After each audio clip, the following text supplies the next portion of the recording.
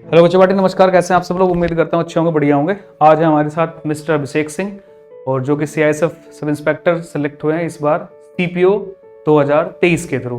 ठीक है, तो ये अपनी जर्नी में जहाँ जहाँ इनके अप्स एंड डाउन्स आए, कितने मॉक टेस्ट लगाए, कैसे तैयारी की और तैयारी को किस तरीके से किस ढंग से करना चाहिए, वो सारी बातें आप इनसे एक बार कर सकते हो। ठीक है, तो आपको बताएंगे स्टार्टिंग से। जी अभिषेक। Hello everyone, this is Abhishek Singh.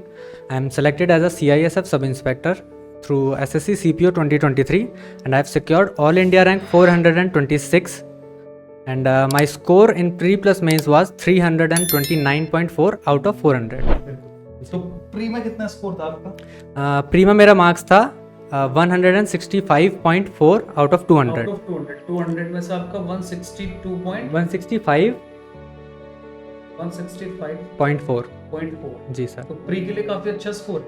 Ji sir. मेरे हिसाब से तो सीजीएल भी निकल जाता जी सर. अगर, क्योंकि रेंज सेम है। ठीक है, जो क्वेश्चंस आपके सीपीओ पूछे गए तो सेम सीजीएल में भी आते हैं, बस सीजीएल में फर्क आएगा थोड़ा सा मेंस। जी सर. और जब आपने प्री में इतना अच्छा स्कोर किया तो सेम सीजीएल का मेंस भी है। जी सर. और आपका जीएस में स्कोर क्या था? जीएस में मेरा स्कोर था 28.75. मुझे सुनकर बहुत खुशी हुई। जी सर. 28.75 कारण बताऊं? AIR 22 कितना स्कोर हुआ जीएस में? 10 अप्रॉक्स व्हाट? अब इसीलिए खुशी हुई। अच्छा. मतलब 10 नंबर और 28 नंबर का बहुत बड़ा मार्जिन होता था। जी सर. ठीक है, और मैथ्स में कितना स्कोर है? मैथ्स में स्कोर था सर 42.75. 42.75, ये भी अच्छा है। जी. ठीक है, रीजनिंग में कितना स्कोर है? रीजनिंग में था sir 50 out of 50. 50 out of 50, तो ये जी. बहुत अच्छे स्कोर्स हैं आपके। जी जी. ठीक है, तो आप अपने मॉक टेस्ट की स्ट्रेटेजी बताओ। मॉक टेस्ट मैं केडी कैंपस का ऑफलाइन स्टूडेंट हूँ, तो मेरा बैच ऑलरेडी कंप्लीट हो गया था before the notification came.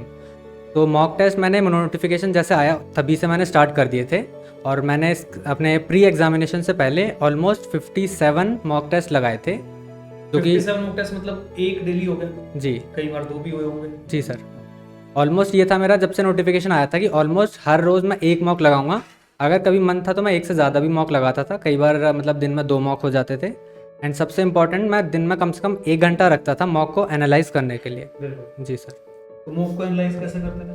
Mock में एनालाइज इस प्रकार से होता था कि जो भी क्वेश्चंस मैं गलत करता था उसके प्रॉपर नोट्स बनाया करता था, और जो भी मतलब मेरी मेन स्ट्रेटजी होती थी कि जो रॉन्ग क्वेश्चंस है ना मेरे, मैं उसमें ये कहता था कि वो उन क्वेश्चंस की 2 से 3 बार प्रैक्टिस कर लूँ, ताकि जब नेक्स्ट मॉक में दूँ तब वो जो रॉन्ग क्वेश्चंस है वो ना हो, उस चैप्टर से जो क्वेश्चंस है वो अगली बार गलत ना हो. ये मेरी मेन स्ट्रेटजी है. जी. या तो क्वेश्चन सही होगा जी, या गलत होगा. जी जी. या फिर आवाज नहीं आएगी. जी. 3 ही केस होंगे. जी तो सर. जो सही हो गया वो तो सही हो जाएगा. बिल्कुल सर. बस नेक्स्ट टाइम में इन 2 पे काम कर. जी सर. ठीक है, जो गलत हो रहा है, अगर सिली मिस्टेक्स है, मल्टीप्लाई हो गया, डिवाइड हो गया, फिर कोई छोटा मोटा कॉन्सेप्ट है, तो मतलब अगली बार ये गलती ना हो. जी और सर. अगर ये कॉन्सेप्ट नहीं आ रहा तो इसको बिल्डअप करो. इसको बिल्टअप करना है, इसको आराम से अपना डिटेल पढ़िए, 1 से 2 दिन में आप उसको लगाइए, और उसके बाद नेक्स्ट मॉक में वो आप गलत नहीं होना चाहिए, ये आपकी जिम्मेदारी है फिर. हाँ. जी सर. और बताओ, और आपका बैकग्राउंड कैसा, मतलब आपने 11th 12th का क्या सीन था? 11th 12th में मैं कॉमर्स बैकग्राउंड से हूँ, एंड बीकॉम मैंने की हुई है ग्रेजुएशन में from Dayal Singh college DO. जी सर. तो कॉमर्स है तो फिर थोड़ा सा एडवांस में दिक्कत होती होगी? जी सर बिल्कुल. अरिथमेटिक मेरा बहुत स्ट्रांग हो गया था just because of Ajay sir, and advance में मेरे को थोड़ी सी वीक रहा है मेरा. अलजेब्रा एक चैप्टर है जो कि मुझे समझने में काफ़ी दिक्कत आती है, इनफैक्ट आज भी मुझे थोड़ी दिक्कत आती है उसमें, बट मैथ्स मेनली मेरा अरिथमेटिक काफ़ी अच्छा है. ठीक है. जी सर. इंग्लिश में? इंग्लिश में स्टार्टिंग से लेकर एंड तक मैं सिर्फ एक टीचर से पढ़ा हूँ, and that is Neetu ma'am, और उनकी वजह से ही मेरा स्कोर इतना सही रहा है. एंड आज जो सिलेक्शन हुआ है, I think she is one of the main reason.